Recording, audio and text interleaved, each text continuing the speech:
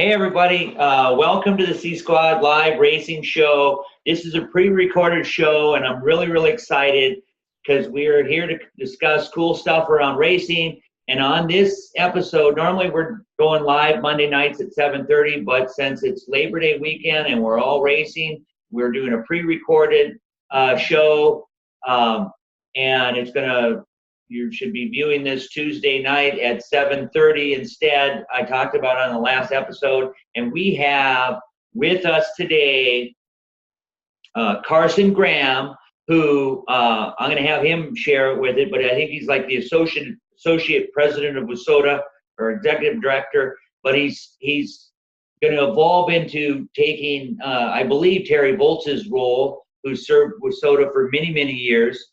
And we're going to chat with him about his new role, how it's going, some cool things happening, what's going on with the Wissota 100. CSquad Live is sponsored by Weir's Machine, which makes cool stuff for race cars, and Red-Headed Rebel Brew Coffee, which makes branded coffee for rebels, rule breakers, cowboys, and game changers. And they offer free gift cards for all coffee orders, free gift messages. So if you want to get someone a gift. And of course, Weir's makes really cool trick stuff for race cars and is a big supporter of racing. And some noteworthy quotes that I heard recently. One is, "Whiners rarely win and winners rarely whine." Anonymous. So think about that one. Tips for learning: ask questions. It speeds up the learning curve. Don't be scared to ask questions. You might get some bad answers, but just keep asking questions because you'll get some good ones too. Noteworthy stories: the 12th annual Sites Memorial Race is this weekend in Grand Forks. And of course, which is John Sites Memorial Race. It's 3 days, late models, Midwest mods. I believe they have street stocks too. And it's a 92 lap, $920 to start, late model feature for $9,200 to win. And there's also great prizes for all the classes racing, fun time. And then of course the Wissota 100, which is September 12th to 16th at I-94 Speedway in Fergus Falls, Minnesota. It's a really cool racetrack if you've never been there. It's their first year, so they're probably going to have a few bugs and little, different people. And so don't expect perfection, but expect a wonderful time. And they'll be live streaming it on Racing Dirt. My good buddies over there at Racing Dirt, I really like those guys. And it'll also be someone, I don't know who, but it's going to be on Mayo TV too. So this winter, you'll be able to maybe see yourself on TV. Or at least you'll see racing on TV and see someone you know. And maybe someone will get lucky and win, and they'll remember it for the rest of their life. Next on CSquad Live, we'll be back Monday night, September 10th, which is the week of the 100, Wissota 100 at 7:30 live with a kick-ass guest. Excuse my cussing, but I do that from time to time.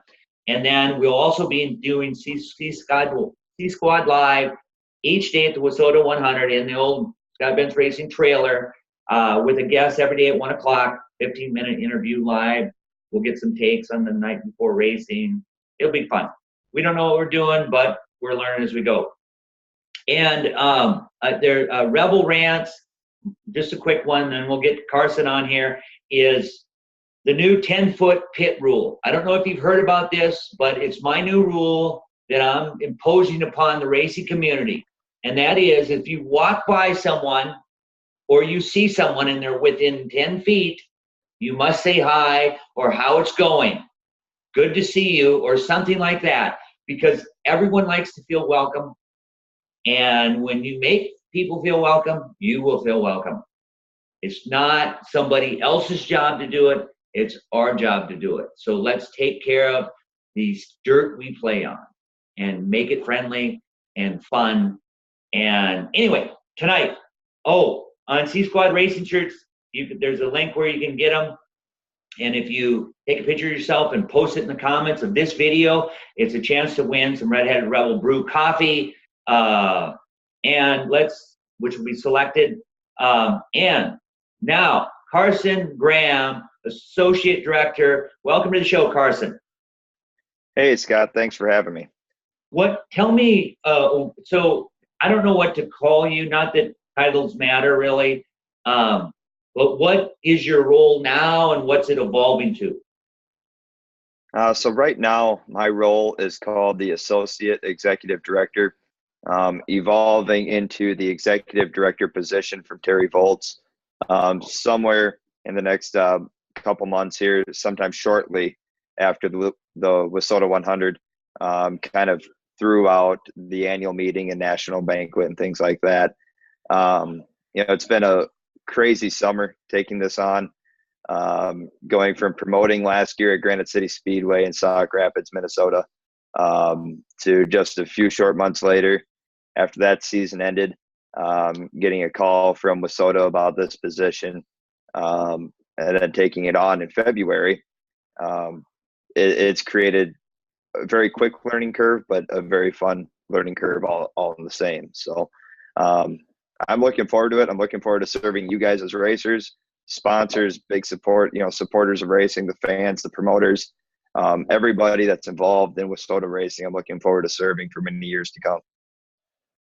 Very cool. What for the people who don't, I always think that's cool when you're evolving leadership, that it's really good. Great leaders will kind of ask a lot of questions and they'll observe and learn, and it kind of sounds like that's kind of the role you're in, and you're offering some feedback, and you're attending a lot of races and talking to promoters and talking to drivers and getting a little coaching from old school characters like Terry Voeltz. I just smile when I say Terry Voeltz's name, because his heart has always been in the right place. Whatever you might think of Terry, he's been a supporter of racing and been trying to help the sport for years. And he is a man I would love to always have a cup of coffee with. So, but tell us about kind of your back. You've raced, you've promoted a track, now you're doing this. So you grew up in South Dakota, right?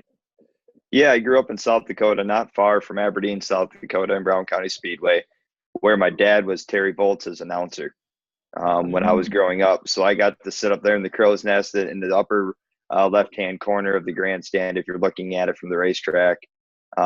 Sit up there with him, watch racing. Then we started racing go-karts, which evolved into legend cars and a lot of traveling, and then into super stocks and less traveling because I was in school and going to school at Minnesota State University, Mankato. Go Mavericks, always have to say that.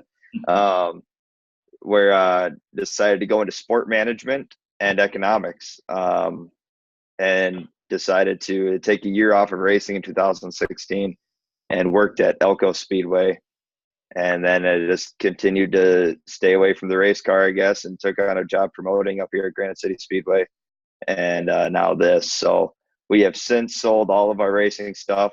We've sold the car, and we're just out of it for a while, to try not to create a big conflict of interest. So, Right. But it's been fun, having family that's worked in it for many years. Dave and Sue out in Gallatin Speedway. They're actually my aunt and uncle out at Gallatin Speedway in Belgrade, Montana. So I've been around it for a long time, and I just decided to work in it. Mm-hmm. Awesome. Yeah, I was at KRA Speedway racing, and Scotty Paulson's a flagman there. Scotty Paulson's a friend of mine. I really love Scotty. He's great people. And he invited me to come up there after I got done racing.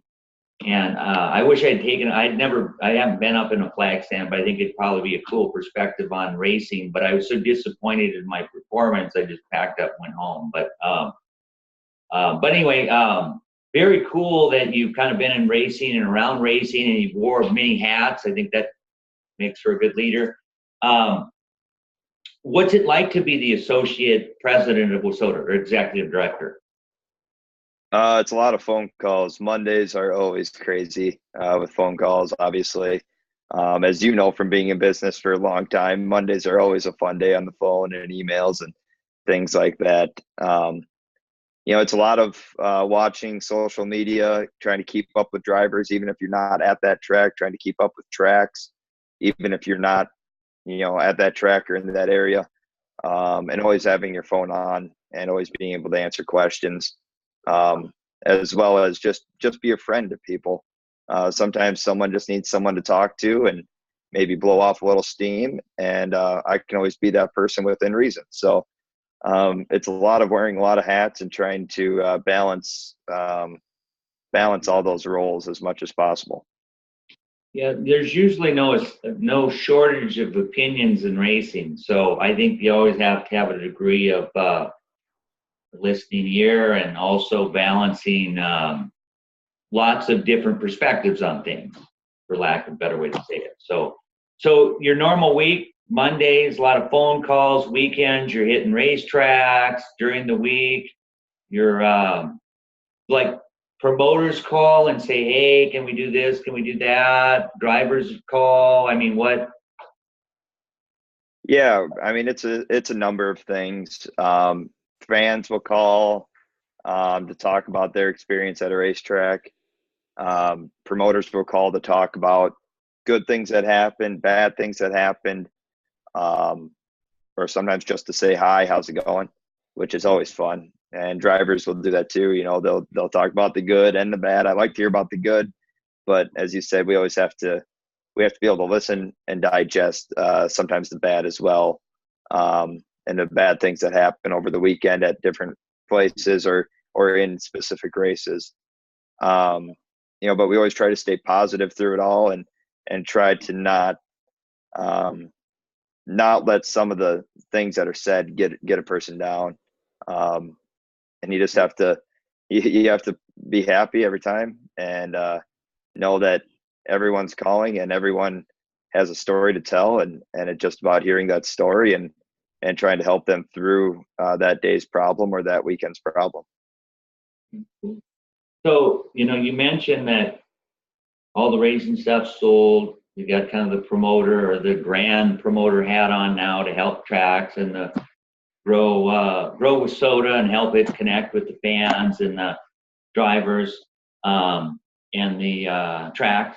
Got three things going on there. You got fans, drivers, tracks. And so that's a lot of different things to kind of juggle. What are you most excited about? I'm most excited to want to work with the promoters and try to figure out ways to put a lot of people in the grandstands so we can start filling grandstands again. Of course, we always have to work on ways to put more race cars in the pit area, but I believe that'll come with time a little bit. We have to kind of rebuild the interest in the grandstand and getting people to understand what is actually happening out there, even if it is just the fan that comes to one, maybe two races a year at their local racetrack. We want to try to build those guys up the escalator and take them from 1 to 2 races to 3 to 4 to 5 to 6 to eventually maybe buying a season ticket if the local racetrack offers that option. So I'm really looking forward to the things like Mayo TV, the things, working with Scott Hughes at all the dirt, and, help out there drivers.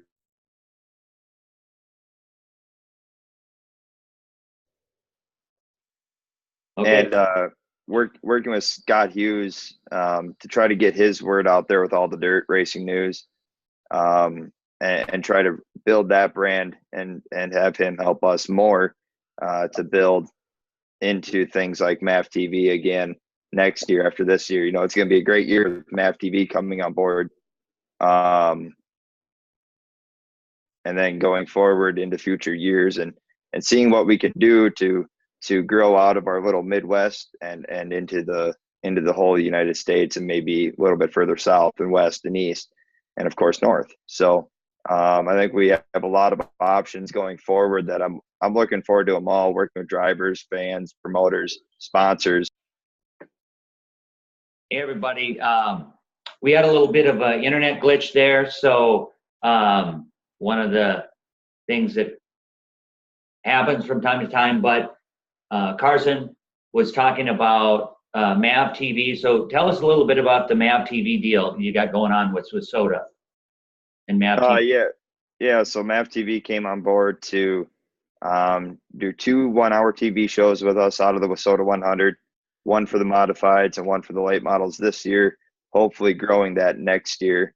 Trying to start somewhere and start with something. So it's going to be 2 shows produced from the 100 with some pit reporting going on, some things like that.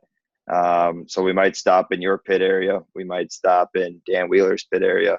We might stop in someone else's pit area and just talk to them, see how things are going, kind of get their take on the weekend and what their strategy is for the big race on Saturday.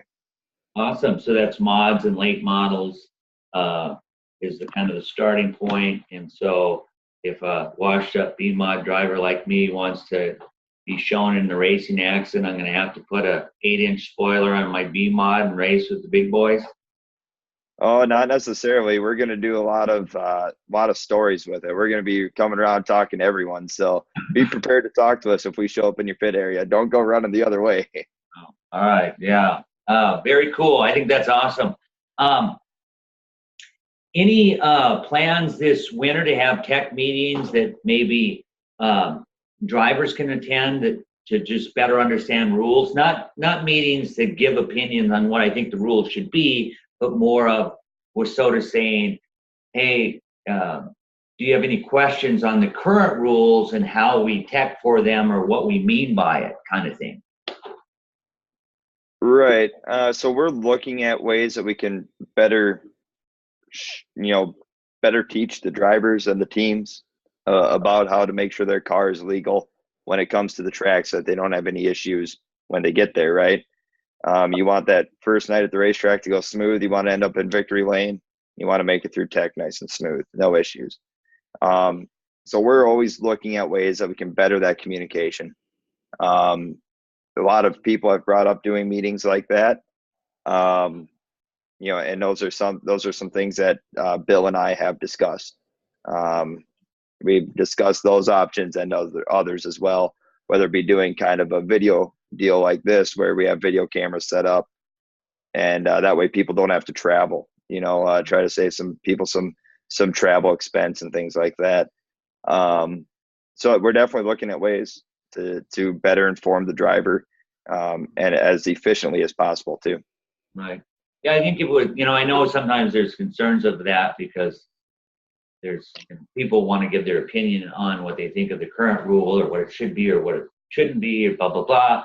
But I think if I was doing it, I would say, hey, we're having this tech meeting. This isn't about to debate what we think of the current rules. This is more of how we tech for the current rules.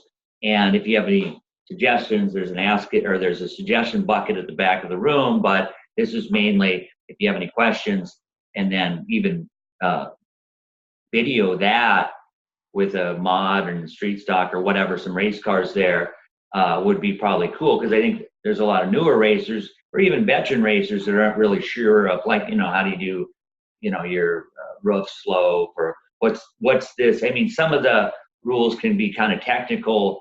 And today's racer isn't a chassis builder, engine builder, shock expert, carb guru, body man or woman, blah blah blah. I mean, and so some of it gets kind of over my head, and so it'd be pretty cool. Anyway, it's cool that you guys are thinking about it and how to better educate racers. So that's awesome.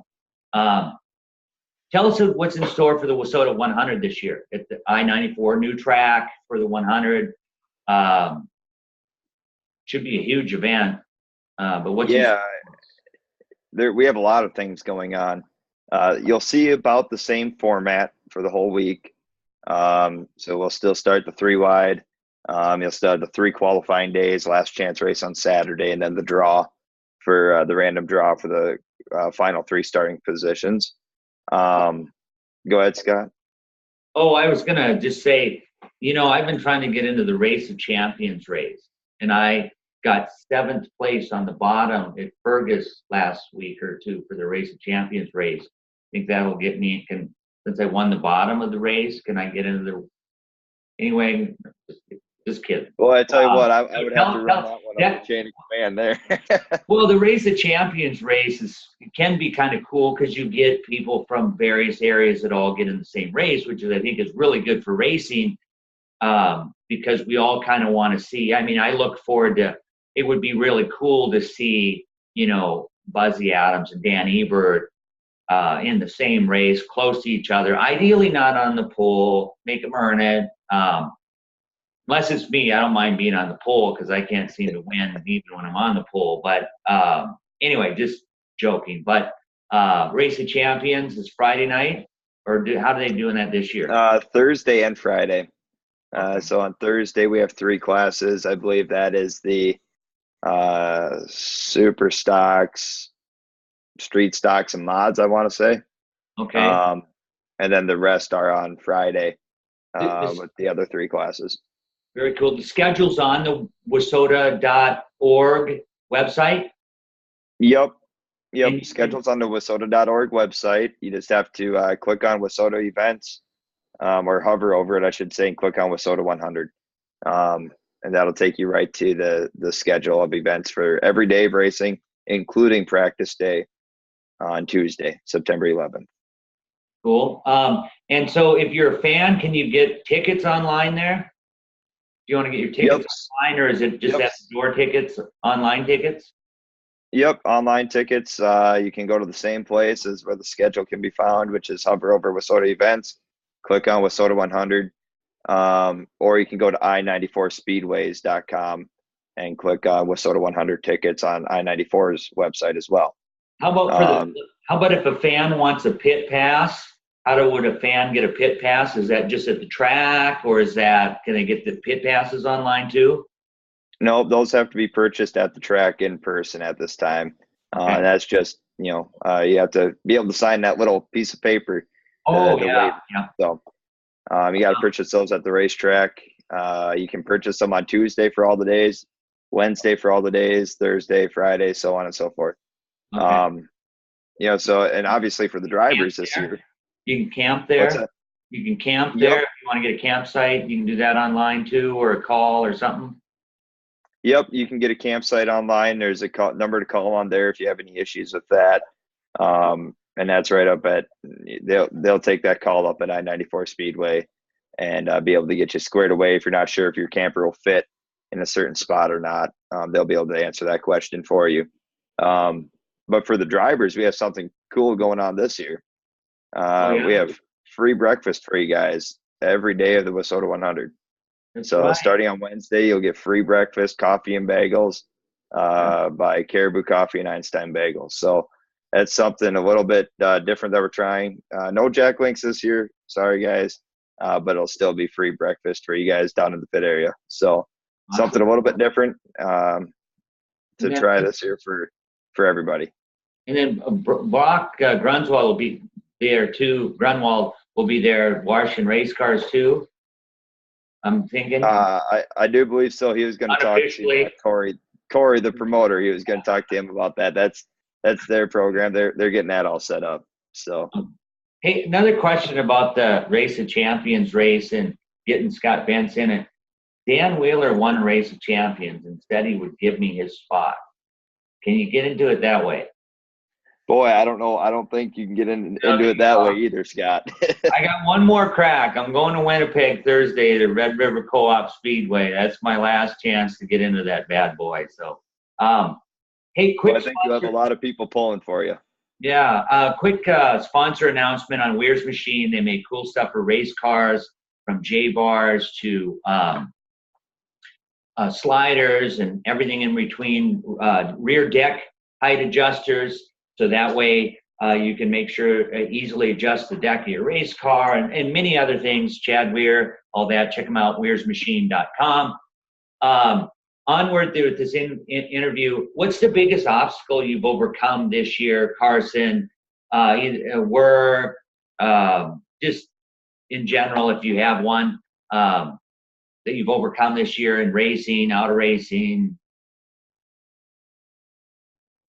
I would have to say dealing with kind of with some of the social media challenges that we face. Making sure that things don't get out of hand on social media, and make sure we try to stay positive whenever we're talking about racing. You can ask a lot of asphalt guys around Minnesota what happened when things started getting negative. They went from having 4 racetracks to having 1 in the state of Minnesota. So it's all about staying positive, and what can we do to reinforce positivity in the sport. That's been definitely the biggest question and the biggest thing that I've had on my mind since day one. Yeah, I mean, I think sometimes being a traveling racer, I think sometimes racers and maybe even the fans a little bit will think that we'll get mad at the calls and that kind of thing. And I always think in terms of like the NFL has instant replay, and they struggle. So, and their refs are going to school and they're training on it and they're watching tape and they get it wrong. And so when you have a bunch of volunteers that are all working for 3 hamburgers, that you're probably not going to get it right all the time. I even had I think sometimes that, probably on my advice to people, and of course I went overboard my own self of being a racer at times and done things I regretted or whatever. And I think, although in maturity, I've gotten a little bit better on the talking to another driver. My rule is I need to spend like 10, 15 minutes in my own pit area to kind of like just digest and realize that sometimes you only got to be off like a half an inch to get into a jackpot racing. And so usually it's not intentional. Yeah, sometimes there's a little overdriving, and then even on the calls, I was racing casino last night, and I got a call that I thought was inappropriate, and I talked to the official afterwards, and then he said, well, we tried to do the best we can, and last night it felt like I'd passed 5 cars and they put me back to where I started, and which maybe is just how the cautions fell and all that, whatever. But I think something like that, I just talked to him one-on-one, and by the end of it, we were buddies. It's racing, you win some, you lose some, rather than just blasting them on social media where it's really kind of hard to. But I'm guessing when you do get that, sometimes it can get out of hand and doesn't really help our sport.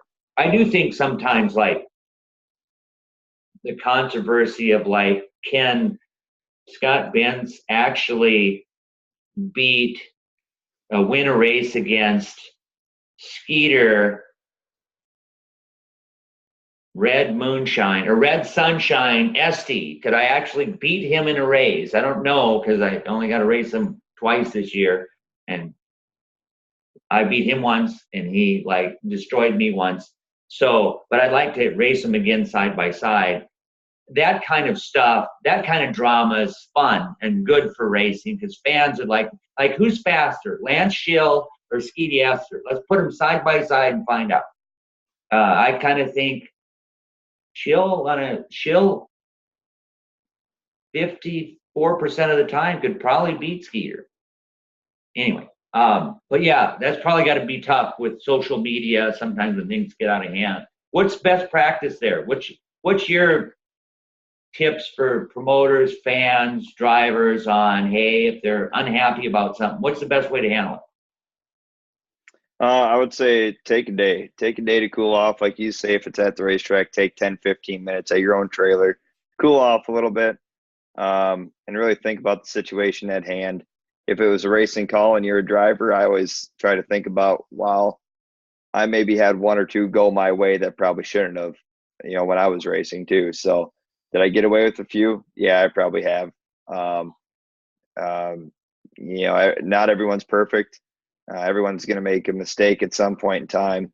So we just have to make sure that when you're on Facebook or Twitter, Instagram, whatever, that we try to keep things relatively calm and keep the sport alive and positive. What, yeah, no doubt. What are some things you've seen, like different track? You don't have to name a track or whatever, but anything that you've seen a track do or a promoter do that you thought, hey, more tracks should do this?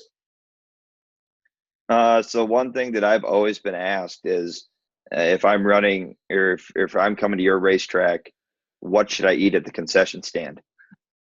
I've always been asked that question, and I've always thought about it. I'm like, I don't know, hamburger, a cheeseburger, walking taco. I don't know. I said, what's your signature food item? What is unique to your concession stand that no one else has?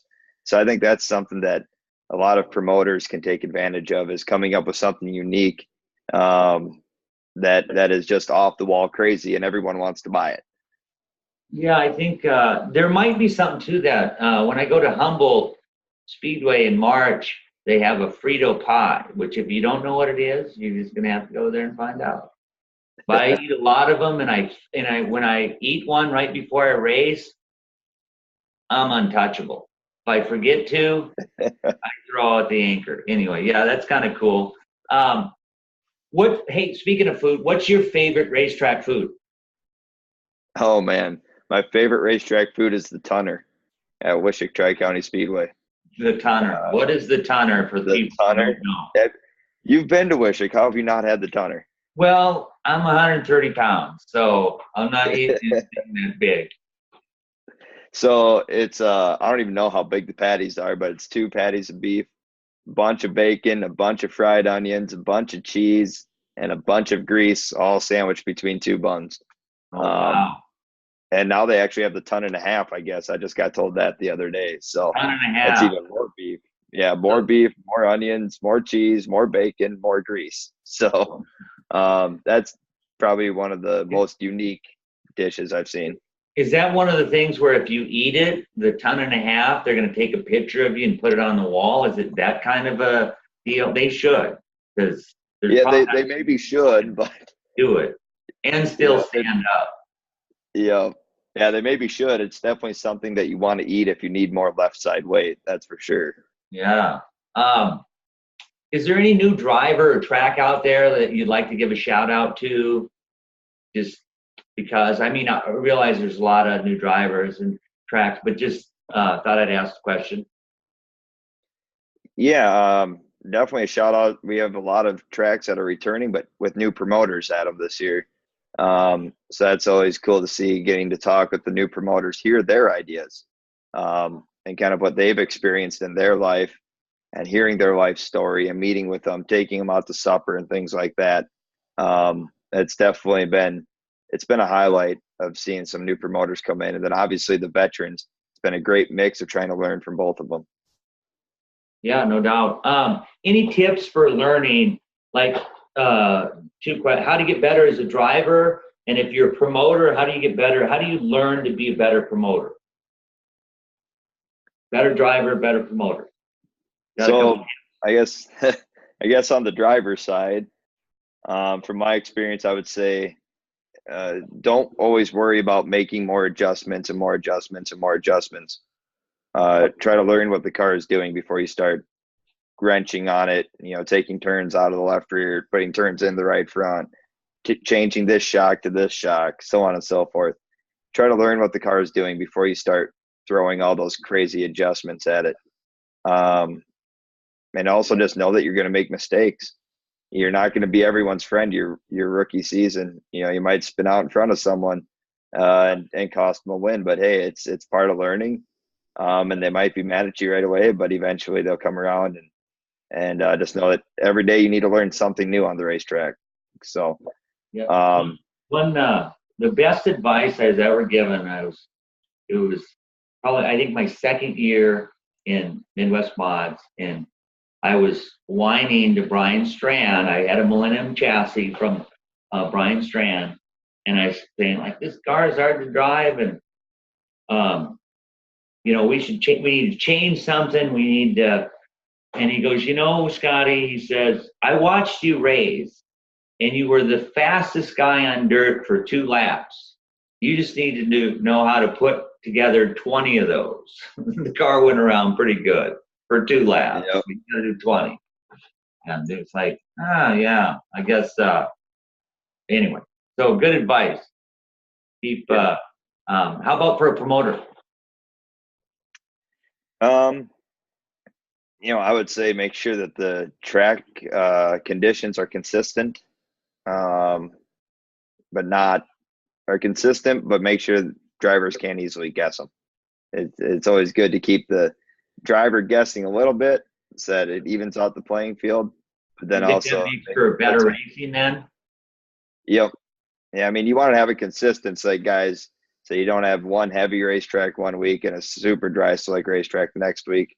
Now, obviously, that can't be helped some nights. If you have rain a half hour before the show or an hour before the show, the track is going to be a little bit heavier than it normally would be. So sometimes it can't be helped, and it's always about staying calm. You're always going to have a driver mad. But I guess as far as advice, I think I'm still learning a lot too. So I always have something new to learn, and I always call on the guys like Randy Queensland, Dave Wise, the guys up at Gondik Speedway. I call on a lot of guys to always learn something new. And then of course Terry Voeltz. He's been around a dirt racetrack his whole life, I think. So I always have to learn something new. I always say, like I told you before, if I don't learn something new in a day, then it was not a successful day. So I always got to learn something new about either the racetrack, the racing business, sports business in general, or just business in general. So, one of the things when I was getting my start, I worked for a company called AgriCover, and eventually I became the national sales manager. But I would go out all over the U.S. and Canada, and I would see how people did things around the product. But then, collectively, you would see a neat thing here and a neat thing there, a way someone did it over here, and I could take it back to the headquarters and kind of kick out best practices and share them with everyone, because I could get the perspective of how they did it on the East Coast and the South and West Coast, this big shop, little shop, whatever. And I think I'm happy to see you hitting a lot of different racetracks, because I think sometimes you can, when you get to see different things that different tracks do that are cool. I mean, obviously some things are unique to a track, but there's also like some general best practices. I think in general, racing needs to modernize a little bit. Dirt track racing on, getting your tickets online and, some of those kind of things. And even, but that being said, I think the whole key to anything is keep learning, and that's cool to see.